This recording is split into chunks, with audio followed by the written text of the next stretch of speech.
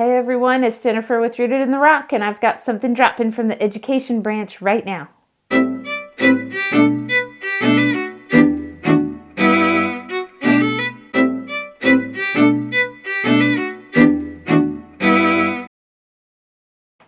Hey everyone, welcome to Rooted in the Rock. I'm so glad you're here. Now today I'm going backwards a little bit, so this is really where you need to start. I've gotten into going into the breakdown of the different options when you've decided to homeschool, but really first, before you do that, that's why I'm titling this, we've decided to homeschool, now what? So first, you go through all the different considerations I talked about before. But before you look at the different options, really, there are some things to think about. Like first, before you go looking at different curriculums and things and trying to pick, before you do that, this is like before. Okay, go back for a second. First, check your state's requirements, okay? I started getting into the video about the individual curriculums, and I'm like, first, check your state's requirements. And then I started going into this, and it was so long, I was like, okay, that needs to be its own video. So this is what we're doing. First, check your state's requirements. So you need to go to, not to the National Department of Education, you need to go to your state's DOE site, Department of Education site. So we're in Georgia, so ours is GADOE.org, Georgia Department of Education.org, okay? So I'm using Georgia as our example. So for now each state, why I say to go to your state is because each state has their own set of requirements. In the United States, we have our individual states, and the individual states say what the rules are for their state. So in Georgia happens to be a little more homeschool friendly than some other states. Now that a whole lot more people are doing it, though, some states I think are changing to be a little more friendly toward it, but everybody has different requirements. So go to your state Department of Education site to check on your state's requirements for homeschooling first before you necessarily pick a curriculum or a program or what it is you're going to do, because it varies. Okay, so I'm using Georgia as an example. For Georgia, you don't have to do that much anymore. It used to be a little more complicated. It's not so bad now. The first thing is the intent to homeschool form. So at the beginning of every school year, you have to do this every school year. At the beginning of the homeschool year, or the beginning of the school year, you have to fill out your intent to homeschool form by September 1st, I believe. By September 1st, you have to turn that into the state, and it's basically just a form that says, we are homeschooling. I agree, and you agree to certain things. We're going to take care of these things, and that's that. And they keep it on file, but you need to keep it in your files too. You have to, print out a copy and keep it for your records. So on that intent to homeschool, there are certain requirements. You say, okay, we're going to homeschool. You are responsible, as a homeschooler in Georgia, you're responsible for math, English language arts, science, social studies, and reading. Okay? Now, a lot of curriculums, now be careful when you're looking at curriculums and things, a lot of people put reading in with English language arts. So, but our state counts it as the fifth subject that has to be covered in your studies. You can employ a tutor, or you can do it yourself. So parents must have, though, a diploma or a GED in order to be the homeschool teacher. Otherwise, you need to employ a tutor. And those homeschool programs, I'll talk about these in a different video later, but the other homeschool programs that are like hybrid, where they do the teaching and you do homework, or some private schools or co-op groups, things like that, those teachers, need to have, a GED or a high school diploma. But also, like, if you don't, then that obviously you can't do the homeschooling, and you need to have a tutor or someone else who is doing it.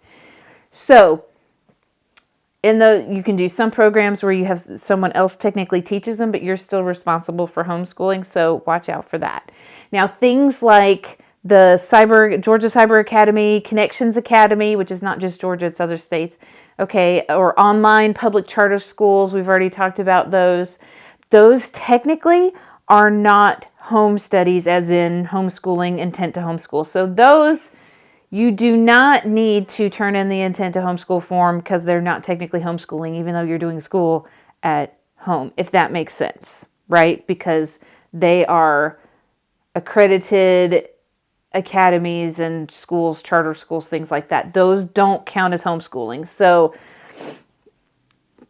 it's kind of a muddy mess, but we can get through this.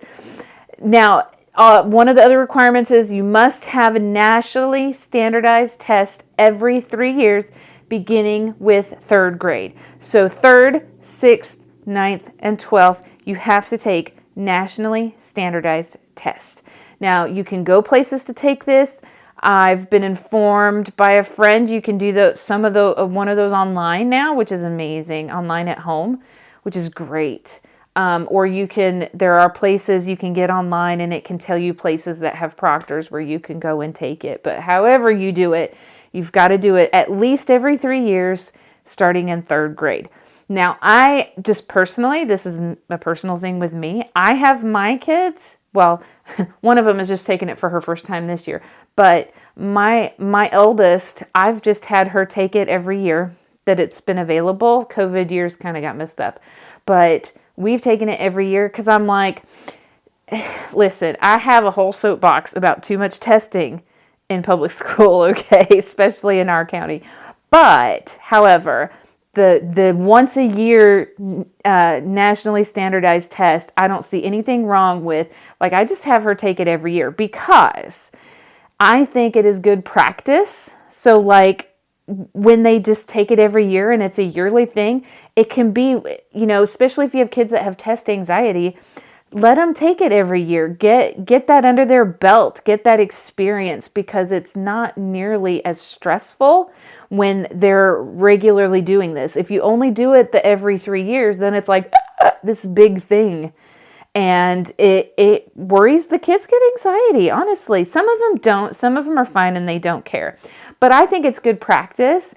And it's kind of a good measure also. I mean, the whole point of the test is to see where you are measuring up academically with everyone else, your grade level. So have them take it every year. I think it's healthy. It's good practice, especially if they have anxiety or they don't do it well. I think that's really good because then it's not such a big deal because they get used to it and they get, and it also, depending on what curriculum and test forms and things that you're using at home, it's good for them to get practice with the types of questions and the forms of the questions that they use on the tests. Then they will do better in those years that really, really count. And especially if they're wanting to go to college or somewhere like that, they're going to end up needing to take the SAT or ACT or whichever one is required for that school. And they're, if they're practiced up, then they'll do better on those later.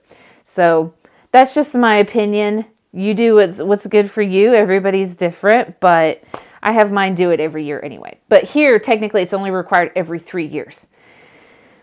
So there's that. It is used to, I said it changed a little bit. Used to, you had to turn in attendance forms, even though you're homeschooling. Now it's no longer required, in Georgia anyway, in Georgia. But in some states, it is required. You have to turn in attendance form because you are required to do so many days a year. Standard school year is 180 days, 180 school days. So your school year in Georgia, the requirement is it must be the equivalent of 180 days of at least 4.5 hours of instruction per day. Okay, so per day, you're agreeing when you turn in your intent to homeschool form, you're agreeing that you're going to do 180 days of instruction and 4.5 hours of instruction per day. The equivalent. Okay, so if homeschoolers love the flexibility of scheduling vacations and doing things, and you might work more days and then take more days off down here, or you might work more days longer so you can take a day off, at the end of the week, whatever. It's just got to be the equivalent, okay, of that much time. It doesn't have to be consecutive or in a row or on certain days. Okay. And the last requirement is the instructor shall write annual progress report in each subject area and retain for at least 3 years. So don't forget, in Georgia. Now, there are some people probably that have homeschooled and they've never had to turn that in. No one's ever needed to look at it. However, make sure you do that anyway, just in case. Now, like I said, it varies state to state, so it depends on your state's rules. But at least here, you have to have an annual progress report for each subject, annual. It doesn't have to be like every 9 weeks, every 6 weeks. Some schools do it more often than others, but you have to at least have an annual progress report and keep it for at least 3 years. And that's helpful anyway. If you're homeschooling and you decide, oh, we're going to go back to public school, or you decide I'm going to go to this private school, or we're going to go here, or when you're, going into college, like if you're homeschooling for high school, obviously you really need that because you're going into college and they're going to ask for those records. So make sure you're keeping those, okay? So those are the state's requirements. Check them. Make sure you're doing all the basic things that you got to do. And the second thing was decide on your format. So the first thing is check your state's requirements, see what you have to do, and if you can do all that, right? Like, okay, is this going to work? Can I do all these things? Then decide on your format. So that's this options breakdown that I've been doing of the different, I've divided into 5 sections. There were 6 when I first talked about it, but I kind of lumped a couple together for the breakdown videos. So for the breakdown videos, I've already released the online program from local system. We've already done the other online programs. Then I was starting to get all my research down, but the third one is all on your own custom curriculum. The number 4 is co-op groups. And then number 5, I put the last 2 together. That's hybrid and private schools.